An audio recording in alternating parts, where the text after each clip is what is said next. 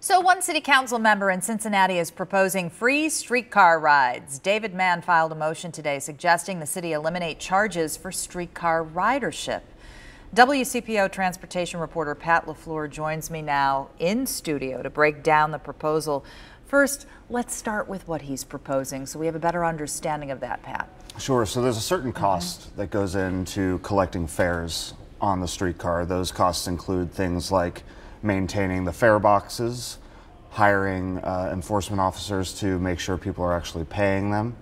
So all of these things go into the budget operating every year, and that detracts. There's cost for people to pay. Yes, is exactly. What you're saying. So what David Mann has proposed is just eliminating the fare system altogether in order to cut those costs and instead look for other sources to replace that revenue that we were getting at the fare boxes before. So you spoke with David Mann today. Can you recap what he told us? Sure. So he basically talked about where he would look for this money instead, and the gist is that he would look to developers along the streetcar line in downtown and OTR to, in exchange for kind of looser rules about how much parking they have to provide around their developments, if they're willing to throw in money to something that he's calling a parking trust fund. Okay.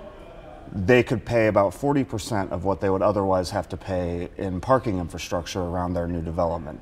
So he's hoping that developers will come along and kind of foot the bill instead of the riders having to do so themselves. So we have a snippet from that interview. Yes. Let's listen in.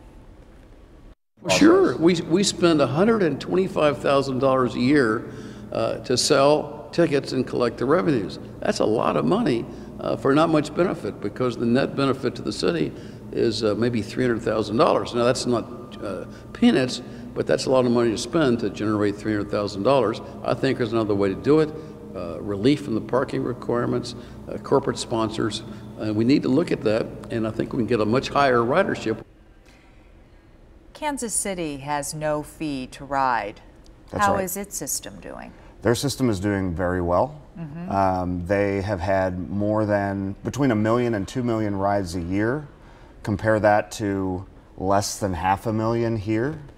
And you start to see that maybe it's not really the fare revenue that's driving that operating budget so much as it is these things that Mr. Mann was referring to, like corporate sponsors, developers buying into the system and kind of footing the bill.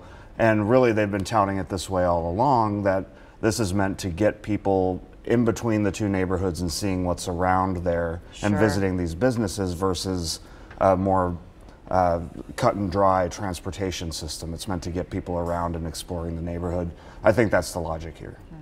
Well, Pat LaFleur, this conversation is far from over. We'll be talking about this in the weeks and months to come. Thanks for joining us. Thank you.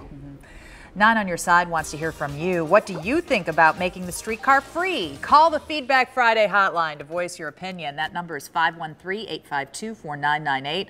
Craig McKee shares your thoughts every Friday night at 6 o'clock.